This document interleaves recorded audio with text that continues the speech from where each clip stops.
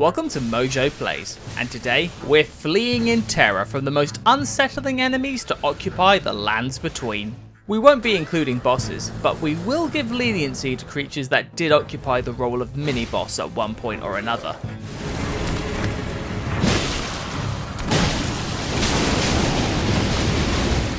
Before we begin, we publish new content all week long, so be sure to subscribe and ring the bell to get notified about our latest videos. Rune bears.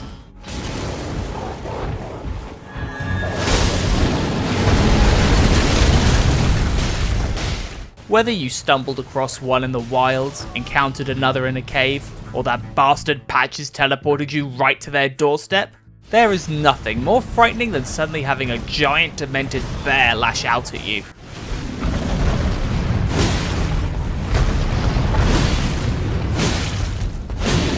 These things are tanks, especially in the game's early stages. So your best bet is to summon Torrent and run like hell. You can imagine how daunting it made traversing the Mistwood going forward. Giant bears hiding in the fog? Yeah, we're good, thanks.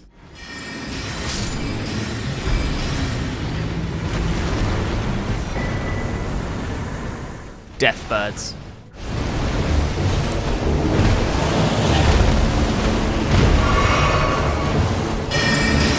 The Lands Between is a haunting enough place as is, but when night falls, that's when the true terrors come out to play. Case in point, the Deathbirds.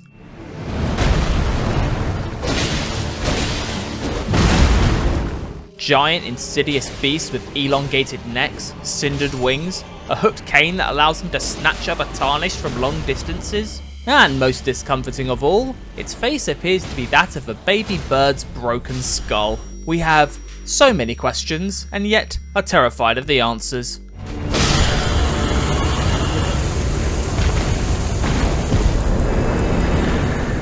Kindred of Rot.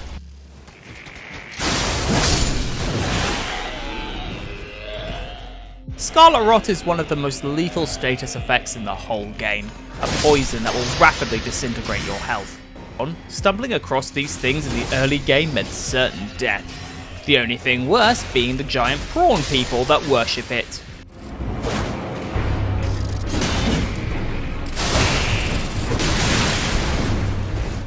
These alien shrimps are all about praising the rot, and for any that decide to go against them, they're all too happy to barrage their foes with homing projectiles which, when accumulated, do a serious amount of damage. While they would become more manageable later on, stumbling across these things in the early game meant certain death.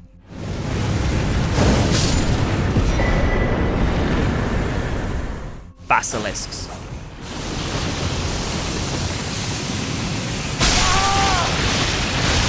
They've struck fear into every Souls player since the beginning, and their appearance in Elden Ring is no exception. First things first, the eyes. Why are they so huge and perpetually bulging out? Probably to distract us so they can pepper us with their insta-kill breath.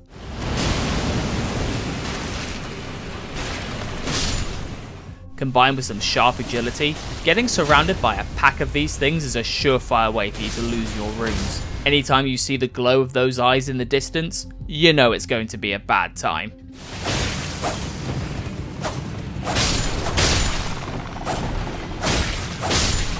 Abductor Virgins.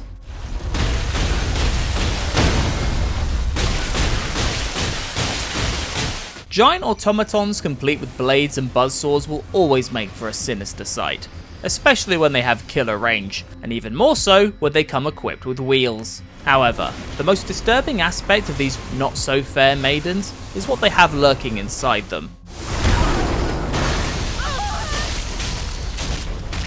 Get too close, and their mechanical bodies open up, revealing tendrils of flesh that will snatch you up. Either you're going to die as a result, or get teleported across the map to somewhere just as hostile. Neither outcome is preferable.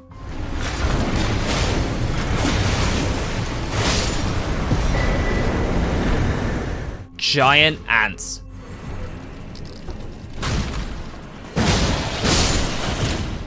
Pretty self-explanatory here. Giant ants. Huge insects in any game are always a nope for most people. But when it's FromSoft, they always find a way to up the ante. In this case, by having them hidden off screen, just waiting to get the drop on us.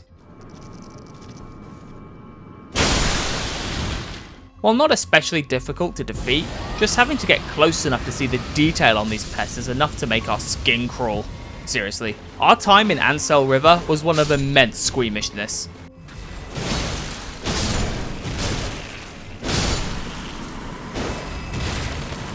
Monstrous dogs.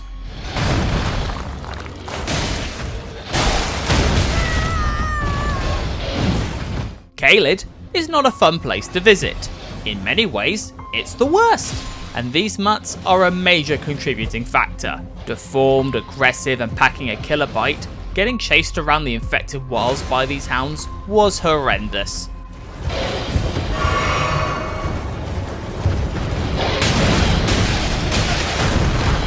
They come in a selection of variants, each as diseased and unseemly as the last, and there's nothing they love more than chasing around a tarnished.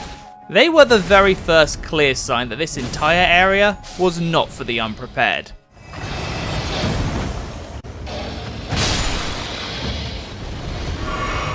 Revenants.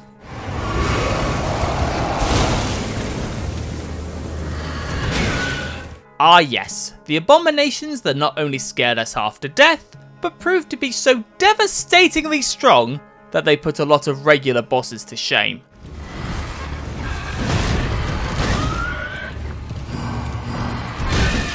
Between the acid, the teleporting, and the barrage of claw attacks that can eviscerate even the sturdiest of health pools, the Revenant became the contorted face of peak difficulty among the monsters scattered about the lands between. The fact they sometimes appear in groups just feels like overkill. Best keep those healing incantations handy.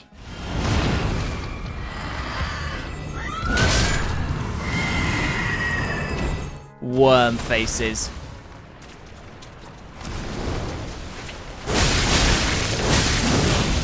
Why, Miyazaki? Why would you create something so disgusting and just casually have it wandering about the plateau? These behemoths are exactly what you'd expect. Hulking humanoids who have their faces completely obscured by a large amount of thriving worms.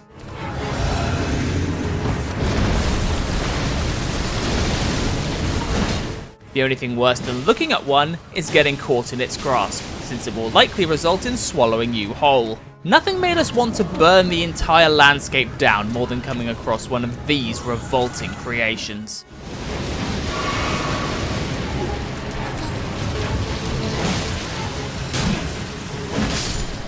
Fingercreepers.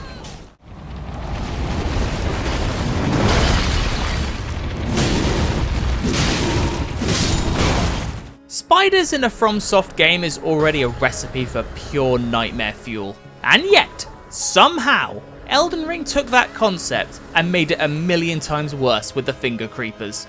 How? By swapping out the arachnid aspect for giant sentient hands that still happen to move just like a spider.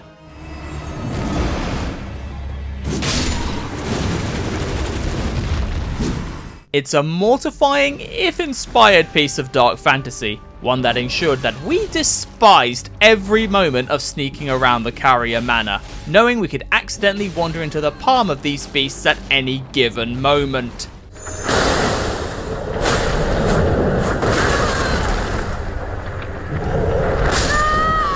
Which Elden Ring enemy gave you heart palpitations? Let us know in the comments.